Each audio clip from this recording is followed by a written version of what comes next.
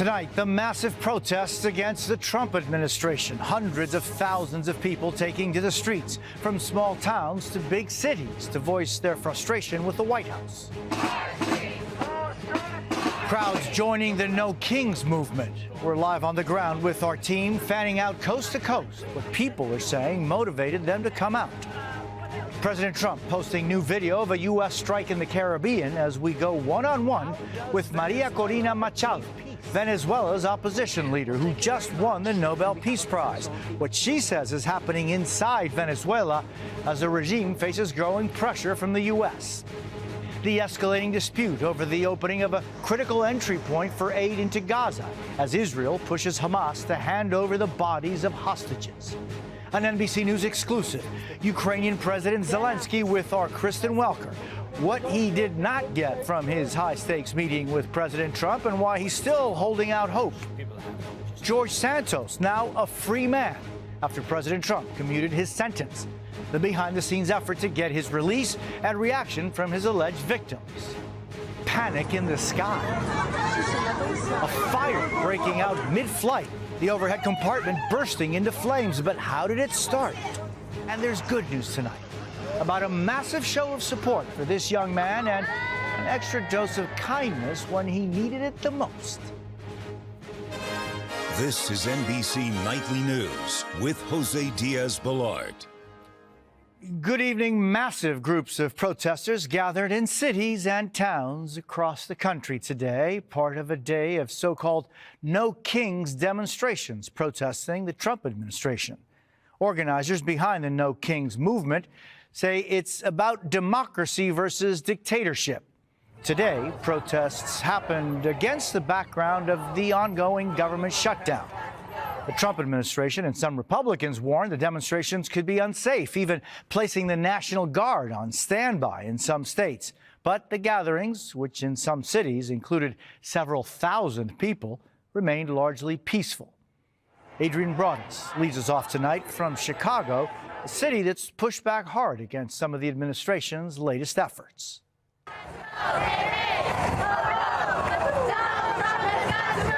Across the country in major cities and small towns, hundreds of thousands gathering at No Kings demonstrations, rallying against the Trump administration. The rule of law is being destroyed. Thousands of people taking over the streets of downtown Chicago, many of them motivated by various factors, but the common thread, their defiance against the Trump administration policies. Do you feel you've been profiled? I absolutely, because how I look, you know, I'm Mexican-American, first generation, but I served 30 years in the military. ICE is in our neighborhood, literally snatching people off the street. No Kings organizers said more than 2,500 rallies were planned, with millions expected to participate. Huge crowds turning out in Boston, Miami, Buffalo, and more. I'm 90 years old, and I've never seen my country in this condition. What values are at the top of your mind as you protest today? Access to abortion, pro-choice movement, LGBTQ plus rights. Ryan Chandler is on the ground in Austin. Here in Austin, Governor Abbott mobilizing the National Guard to watch for any unrest as more than 10,000 peaceful protesters march from the Texas Capitol. One of the biggest protests happening in President Trump's backyard. Melanie Zanona is in D.C. And organizers tell me over 200,000 people showed up for the rally near the National Mall. And one thing top of mind for many here, the decimation of the federal workforce. Scientist Bill Nye says that decimation leaves us all vulnerable. Cutting the budget, especially to NASA, is thoughtless. The demonstrations even spreading beyond the states with rallies overseas. Not only us in the United States, but across the world. We're all in trouble. President Trump and his administration addressed the No Kings movement this week. They're referring to me as a king. I'm not a king. Right. Obviously, everyone's letting the protest. It's what America's all about, is proving that there isn't a king, right? Earlier this year, the White House posted an artistic image of Trump in a crown, writing, quote, "Long live the king." But today, thousands of protesters sending a message to the president.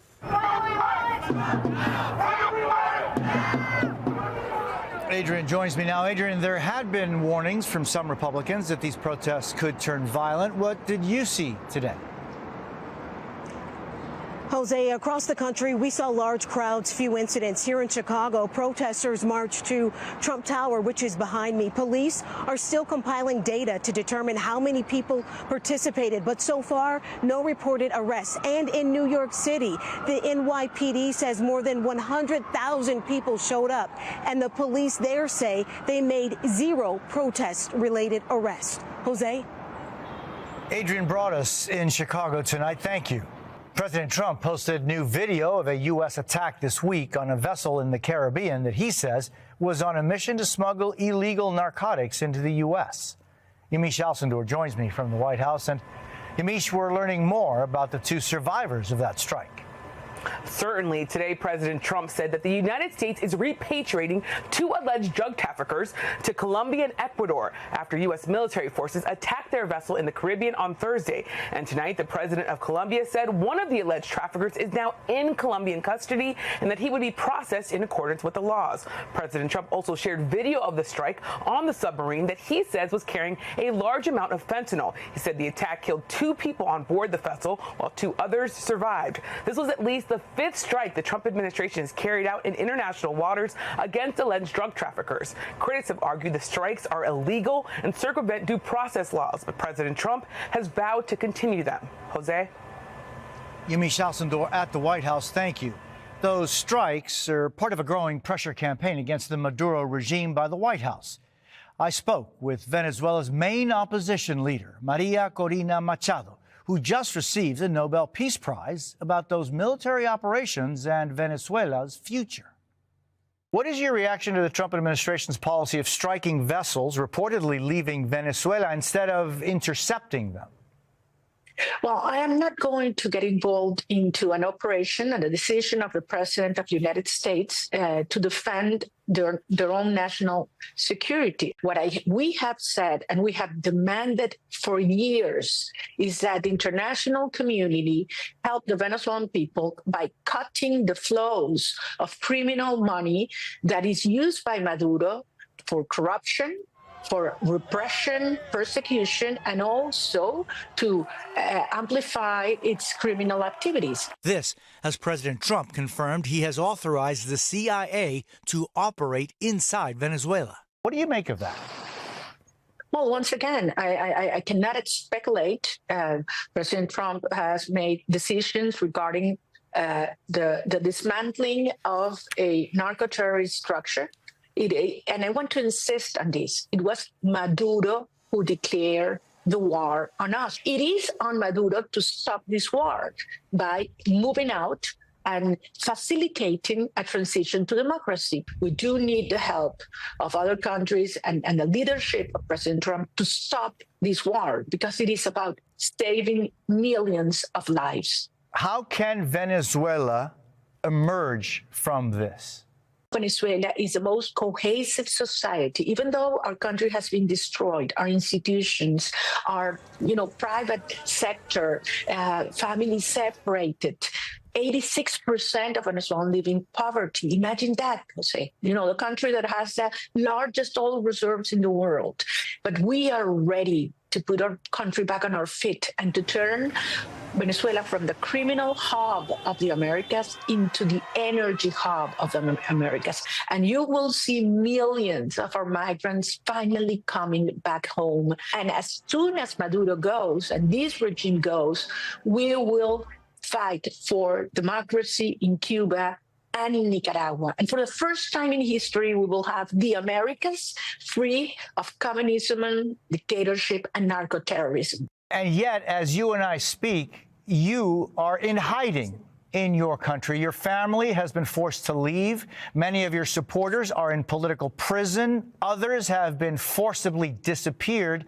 How do you survive this?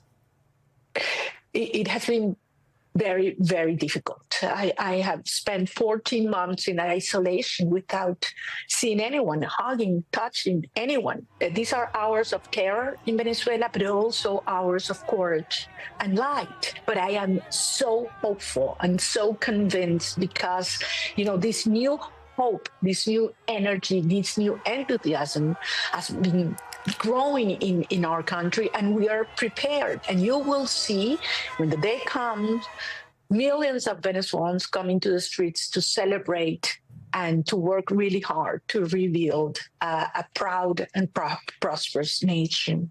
Maria Corina Machado, I thank you so much for being with us on NBC News. Now to the Middle East and the Rafah border crossing, which sits between Egypt and the Gaza Strip. It's largely been closed since May of 2024, and now there is a dispute over when the critical lifeline for the people of Gaza will reopen. Danielle Hamamjian joins me now to explain. Danielle.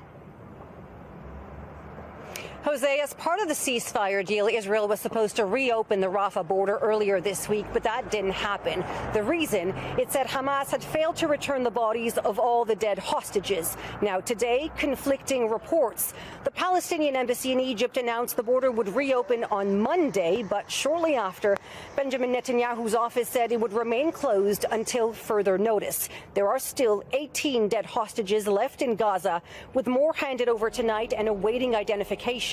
Hamas calls the decision to prevent the opening a flagrant violation of the terms of the ceasefire. The reopening of the Gaza border is critical for more aid to come in and for the sick and wounded to come out. Jose. Danielle Hamamjian, thank you so much. And now to the war in Ukraine and our exclusive interview with Ukrainian President Zelensky. He spoke with Meet the Press moderator Kristen Welker, striking a hopeful tone after his meeting with President Trump at the White House on Friday. He did not seal an agreement to obtain long-range Tomahawk missiles, which could be a game-changer in the war, but he suggested that could happen down the line. I think that Putin is afraid that the United States will deliver us Tomahawks. And I think that he really afraid that we will use, and he knows what military goals, we know where they are, where the military goals of Russia, and he afraid that we can use it. And you can see Kristen's full exclusive interview with President Zelensky tomorrow on Meet the Press. Former Congressman George Santos is free tonight after his federal prison sentence for wire fraud and identity theft was commuted by President Trump. The reaction tonight is swift and divided. Stephen Romo reports. It was around 11 o'clock Friday night, according to his attorney, that former U.S. Congressman George Santos walked out of this New Jersey federal prison a free man. I'm going to fight my battle. His more than 7-year sentence commuted by President Trump. Santos was convicted of wire fraud and aggravated identity theft. Following those convictions, Santos saying this. I know that my actions have caused disappointment, frustration, and a loss of faith in me. And for that, I'm truly sorry. But back in July, one day before he started serving his sentence, he posted to social media, I may be leaving the stage for now, but trust me, legends never truly exit. Thanks to President Trump, Santos hasn't just been freed from prison. According to an image of the document posted online, the commutation also orders no further fines, restitution, probation, supervised release, or other conditions.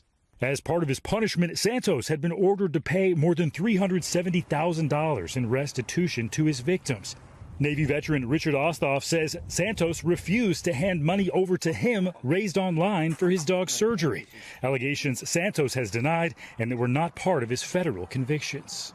What went through your mind when you heard that Santos was free? I feel like I got stabbed in the gut by the President of the United States.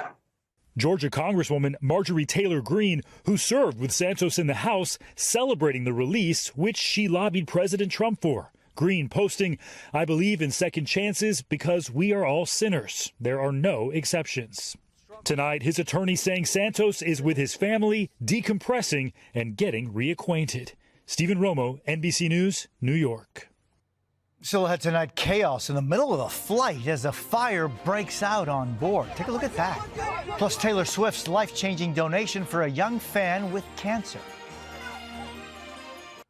We're back with a terrifying incident on a flight that was forced to divert after an overhead compartment burst into flames. Liz Kreutz has more. Tonight, chaos on an Air China flight after a fire sparked by a lithium battery broke out mid-air, according to the airline. You can see the flames coming out of this carry-on bag in an overhead compartment, smoke filling the cabin, and then flight attendants quickly responding.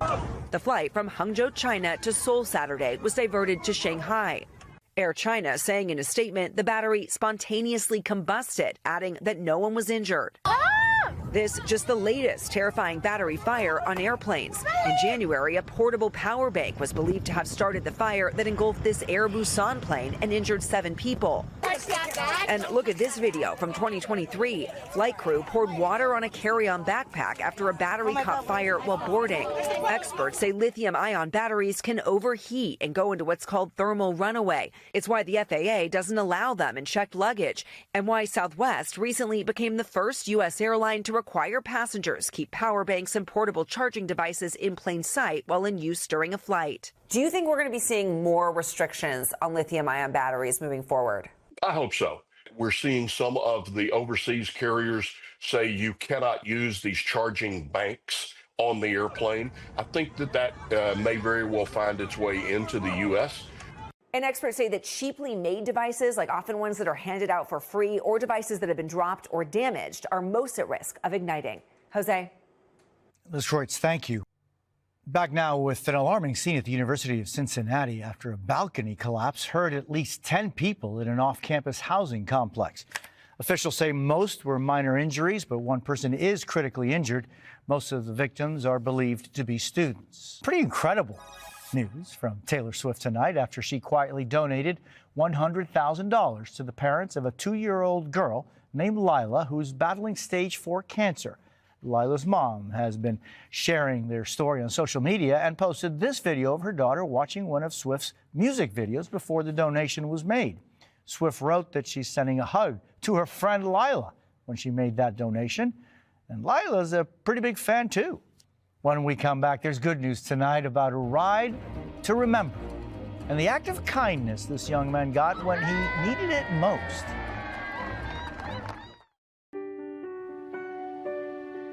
There's good news tonight. So often, the good news doesn't get as much attention as the bad. So every Saturday, we highlight the many people who spread joy and love, and these are just some of those stories this week. In Southern California, a homecoming for a hero. That's U.S. Marine Staff Sergeant Jason Pacheco and his family getting a warm welcome to what will soon be their new home. This is a place I'm going to call home for the rest of my life. This 4-bedroom house in Fallbrook is from the Gary Sinise Foundation, designed for Jason's needs when he's in his wheelchair. A lot of hugs and a few tears and written messages like these to thank him for his service and build a foundation of love. It's actually like super awesome to be part of something as beautiful as it is and be able to really appreciate all those names and the time that they took to build a house and to take the time to write a message to me and my family is really special. Is that my chicken? Hi, baby. Oh, there it is. Hi. That's U.S. Air Force Technical Sergeant Tara Cummins reunited with her best friend, Air Force K-9 Erica, at their San Antonio home. Yeah, I came to get you. I know. You're so excited. They were partners for years, but were separated when Tara got reassigned.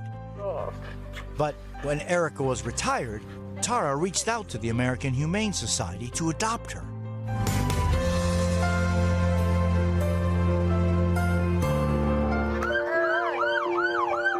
And on Long Island, New York, a ride to remember. Oh my God, look how many people!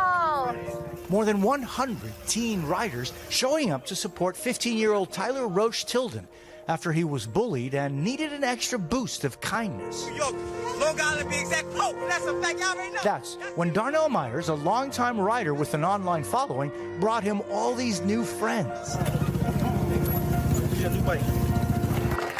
And get this, he also worked with a bike store to give Tyler a new one.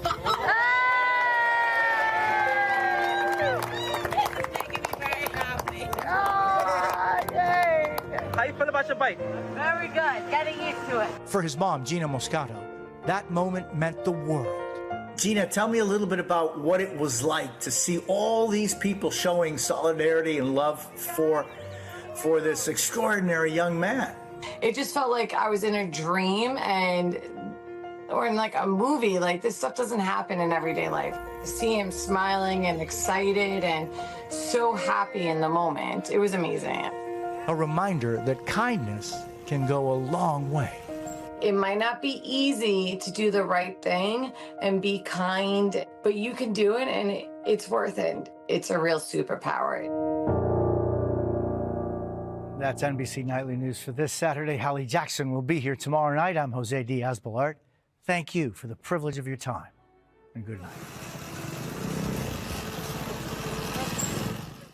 We thank you for watching, and remember, stay updated on breaking news and top stories on the NBC News app or watch live on our YouTube channel.